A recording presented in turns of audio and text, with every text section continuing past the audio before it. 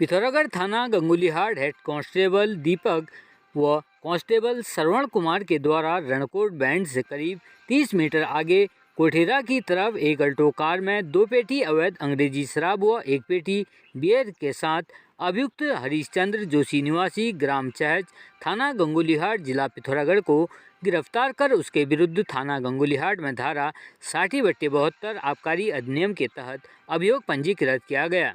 साथ ही शराब परिवहन में प्रयुक्त अल्टो कार को भी सीज किया गया।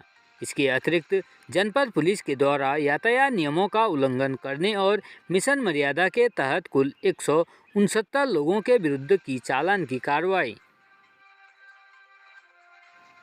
पिथौरागढ़ पूर्व सैनिक संगठन के द्वारा आज देश के लिए अपना बलिदान देने वाले सिपाही जगत सिंह सेना मेडल की 24वीं पुण्यतिथि पर उनके घर जाते हुए श्रद्धांजलि अर्पित की गई। एक ओर देश जहां दीपावली की खुशियां मना रहा है, वहीं पूर्व सैनिक संगठन के द्वारा आज शहीद को नमन करते हुए कहा कि एक सैनिक के लिए यह दीपावली सबसे बड़ी दिवाली है, क्योंकि इस दिन एक अमरवीर शहीद को श्रद्धांजलि अर्पित कर पाए हैं।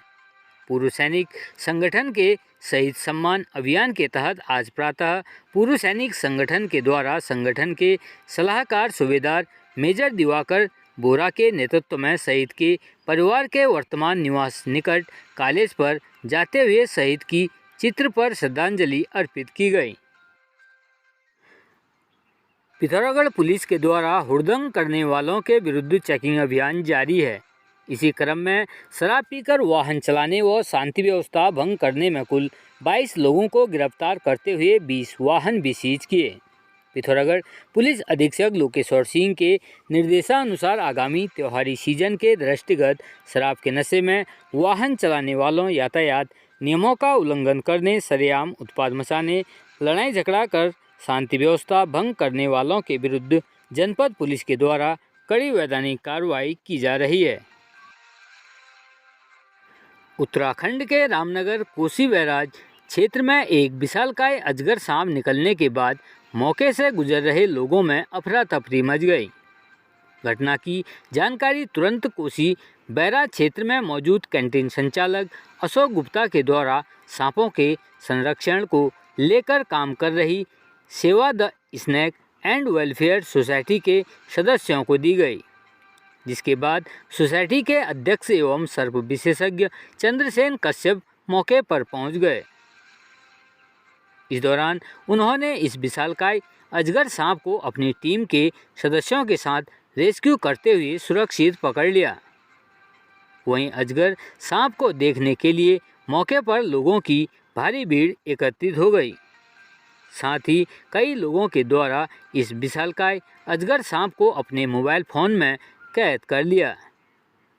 वहीं सर्प विशेषज्ञ चंद्रसेन कश्यप ने बताया कि रेस्क्यू किए गए अजगर की लंबाई करीब 19 फीट है तथा इसका वजन भी लगभग 1 कुंतल है।